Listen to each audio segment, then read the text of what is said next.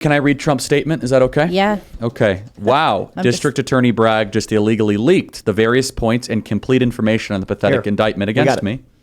Oh, cool. Keep reading. Yeah. Okay. All right, great. I know the reporter, and so unfortunately does he. This means that he must be immediately indicted. So he's calling for the indictment of Bragg. Now, if he really wants to clean up his reputation, he will do the honorable thing. And as district attorney, indict himself. Well, where is the leak? Well, I don't think he links to the link, but I'm sure it's on Twitter somewhere. He will go down he will go down in judicial history, and his Trump-hating wife will be, I'm sure, very proud of him.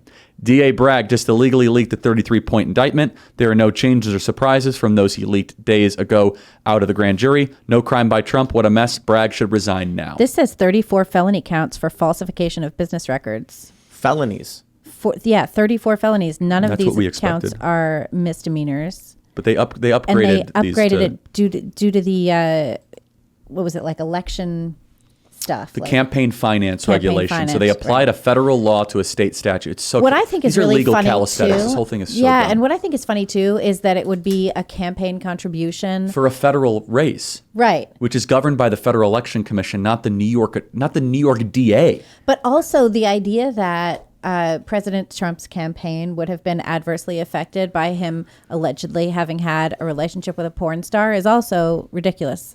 I don't think anyone would have cared about that. Like, I don't think that suppressing that information was necessarily helpful to the campaign. There's so many attack vectors here that are just so silly. There are a lot of them. The 34 So it was felony. Class E felonies, which is the lowest level of felonies in New York State. I'm just going to challenge everyone. Do not fall for this 34 count That's what I'm garbage. saying. So it's like if there was one financial crime and then they sent out a mass email to 34 people, they could be like, oh, but the 34 thing is a total PR move to try to get you to believe that this is a much harsher, more serious crime.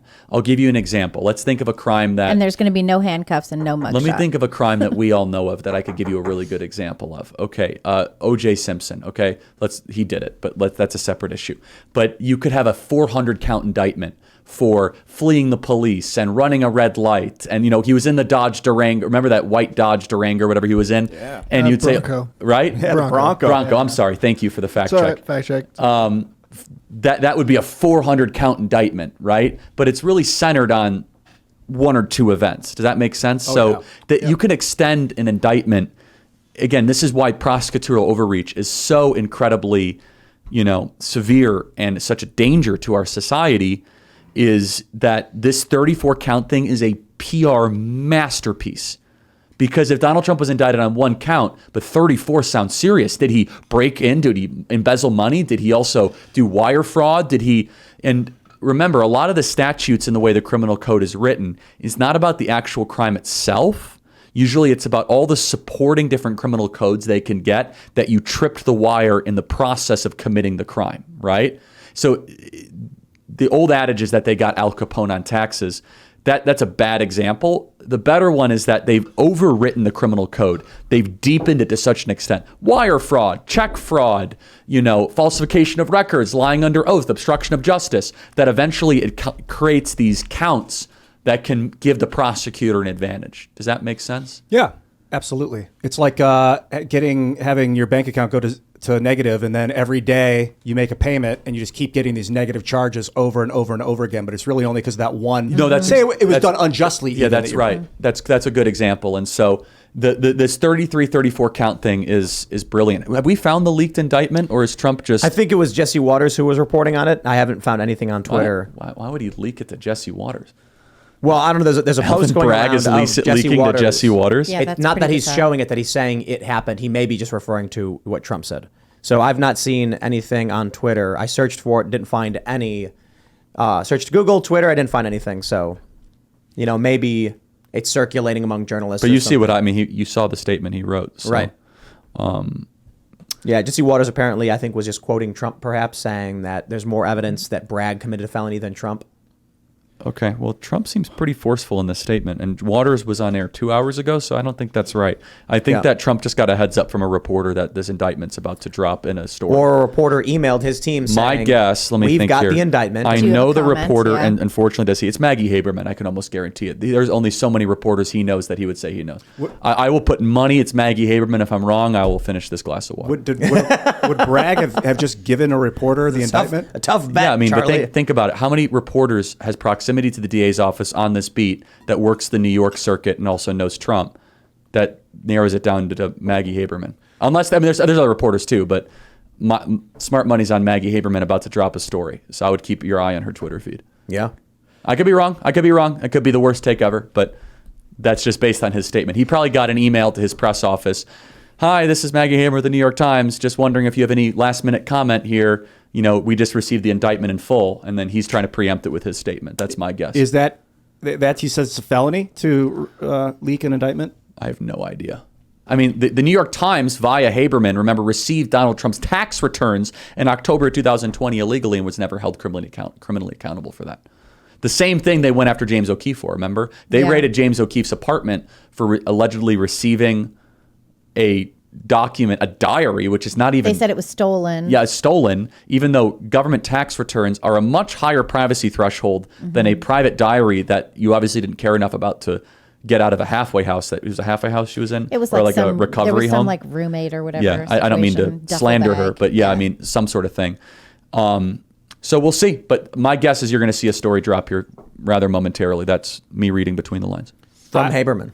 I don't know. That's my guess. She's I could be been all totally over wrong. this stuff. It, Right. A lot it of could be this has been CNN, by the way. They were reported. leaking to CNN previously, too. So, but my guess is if Trump says I know him, remember, Maggie got several Oval Office interviews with Trump, and that's one of his, and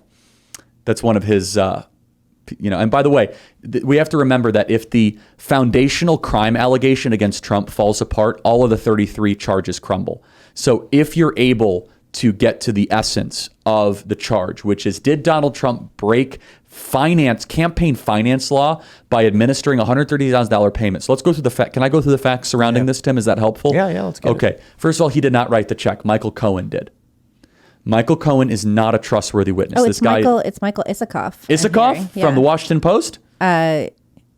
Drink the water. I got to drink this water. I was wrong. That was your bet. You know, if you drink more than 4 it's, ounces of water at a time, it makes you feel like you have to. But I was right about the fact that a reporter was about to drop it. It's with Yahoo News. Yahoo News? Yeah, They this get says the scoop. No. exclusive Trump to be charged Tuesday with 34 felony counts, but spared handcuffs and mugshot. That doesn't sound like an wait. exclusive. That Well, does- let's- spared what- mugshot. The when was mugshot would have made him so much money. When was that published? That was published an hour ago. Yeah, just a little bit ago. But are you sure this is where they actually got the leak? This doesn't look like. A source told Yahoo News. This is from. That's this just no, came no, out no. at 8:12. This is not. You don't think that's the thing? Because they have his statement in here. They I do could have be his wrong. statement. I want a copy. I want like a. Yeah, I want a yeah. docu-cloud upload of Right. you know what I'm talking about, Tim? Exactly. But here's the other facts, okay? That Michael Cohen administered the payment, okay? Michael Cohen wrote in an official letter to the FEC, the Federal Election Commission, that this payment was on his own behalf and Donald Trump never reimbursed him. So the question will be, do they have a record of Donald Trump reimbursing Michael Cohen for a sum or a like sum that could convince a jury that Michael Cohen lied to the FEC? He lies all the time. The third thing, there is nothing illegal about administering an NDA. There's nothing illegal to it. Bill Clinton did it all the time. CEOs do it all the time. Rappers do it all the time, right? It's done quite frequently. half of So this- companies. so do this- it. It might be the Isikoff story, which would be strange. But He's anyway. saying that they're Class E felonies, so falsifying business records, up to 4 years in prison. The New York law enforcement says it is extremely unlikely a first-time offender would see jail time. There will be no arrest. There will be no cuffs. There will be no mugshot. Are there going to be cameras in the courtroom? The attorney don't know. asked today to Right. not have cameras in the courtroom. Yeah, Trump's saying he doesn't want it. Yeah, and remember, Isikoff was one of the original Steele dossier leak stories, remember? So he has an in to That's right. law enforcement and intel agencies. But anyway, the crux of the argument with Trump will come down to intent and also the quality of their witnesses. I don't know who Alvin Bragg is going to bring, called to testify. Other in than this like thing. Cohen. Yeah, Michael Cohen, who's a convicted liar, went to jail for lying in front of Congress. And so, this thing, if the elemental charge, which is falsification of business records, right? is the whole ball game here. Regarding did he pay Cohen back for it? I saw a check a year later paid for $35,000. It was a $130,000 payment. Trump paid Cohen $35,000. And he was doing other business with Cohen. Yeah. So how can you draw a one-to-one? It's all on Cohen's testimony. And remember, Cohen's own lawyer, Costello or something, this guy went on Tucker. He was very persuasive, said Cohen's a liar. And Cohen's such a liar that he goes and signs away his attorney-client privilege so that his lawyer then is able to go on television and say, yeah, everything he told us under attorney-client seal, let me just tell you, this guy's a complete liar. They added the statement after the story dropped. Oh, is that right? So this is Yeah. likely the story. They probably reached out to Trump's team and said, Okay, it's Michael Isikoff, so it's not Maggie Haberman. Stand corrected. Chief It correspondent. was a good Yahoo guess, though. News. And Maggie was a good guess. spokesman for Trump's legal team has not seen the indictment or been briefed on the details. Yeah, I don't know if they actually have a copy of the indictment, though. If they did, Right. they That would. seems really weird. Why would you not would why you does not he work be for able Yahoo to? News? Yeah, well, but why They would you? they must pay well. I guess. I thought they were just an aggregator. No, I guess they're doing their own stuff now. Well, yeah, they got a scoop. Apparently. I don't think it's really a scoop. Chief, it doesn't. There's nothing new here.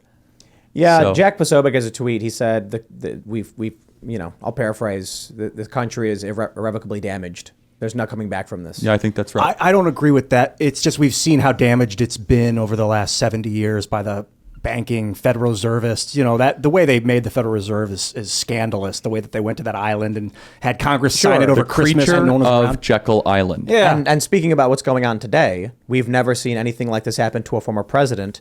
And there's no question it's political, unless, It's of so course, you political. gain from it politically. I think That confirms my argument.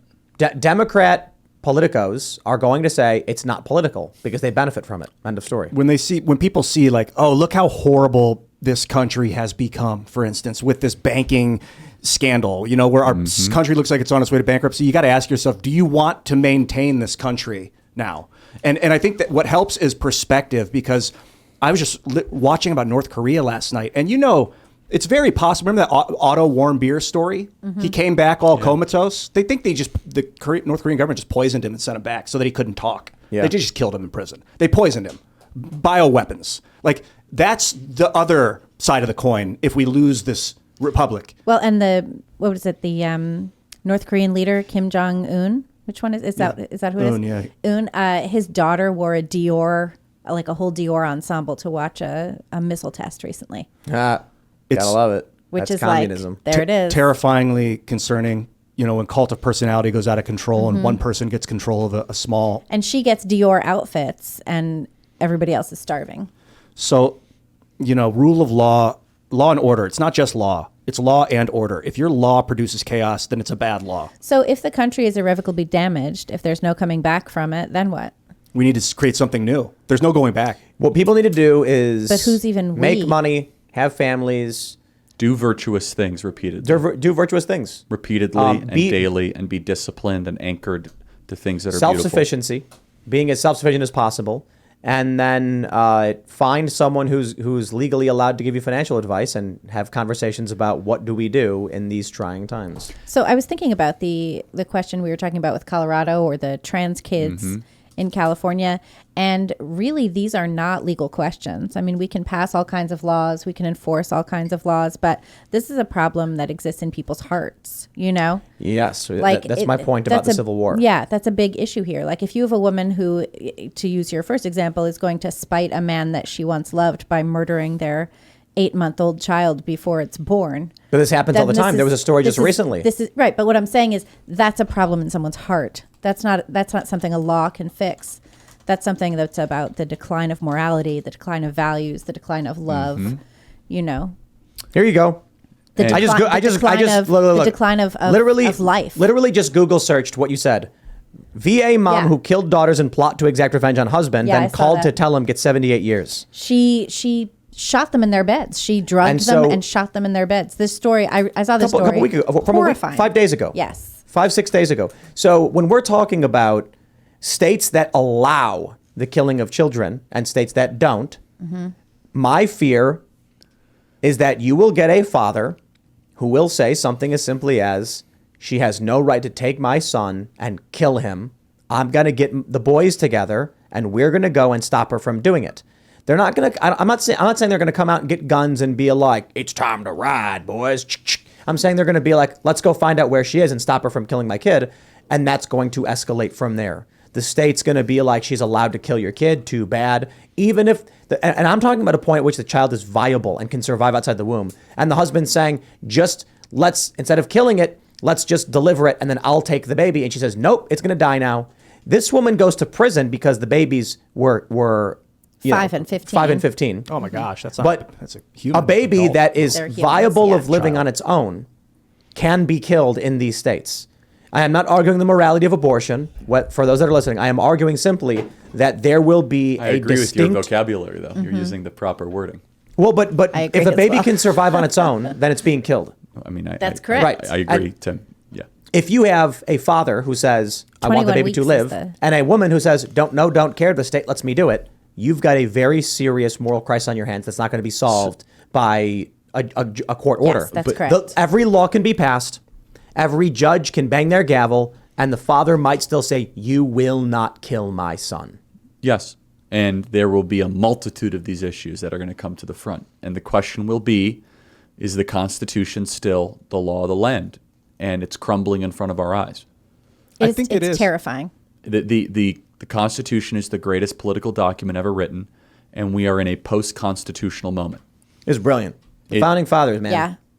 This is Because they built it on eternal wisdom. And they knew central banks were so dangerous. Yes, they did. Well, even the national bank was not technically a central bank, so you're correct. Even Hamilton's idea of a central bank would be different than what our idea of a central bank Where is. they run it out of Switzerland, some foreign bank No, for international no, settlements. meaning they didn't. Well, but they- downtown Manhattan. Well, no, they It's subservient to the Bank for International Settlements in Switzerland. Hamilton's idea of a national bank would have had actual checks and balances by Congress, not a separately chartered Federal Reserve that is basically public-private. But you're right. Even Hamilton would have found this current banking system objectionable. I understand that there is a value of cohesion in having a unified currency as a country. It gives us national identity. We can all identify with the dollar, but Yes. we're in a society where you can create your own currency very easily with crypto.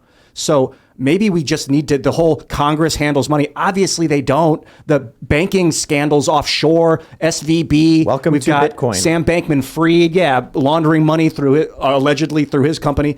And now so maybe we should be able to all create our own currencies. I know it creates dissolution in some way nationally, cohesively. or Bitcoin is the decentralized store of value that people are already using. Look at El It's one Salvador. of them, but there's thousands, and Sure, you can sure, but create who them on the cares? fly. Right. It's going to be messy for a while. The dollar is necessary, though, right now. You think we're divided now? Wait until we have everyone has their own currency. Yeah, it would be Well, madness. No. The Wait until decline of the Brazil and petrodollar, China have yeah. already cut a deal. Saudi Arabia and Iran are cutting a deal. That's China's right. brokering deals to end the petrodollar. Americans are in for a very, very rude awakening as to When we what all go broke. It would impoverish this country.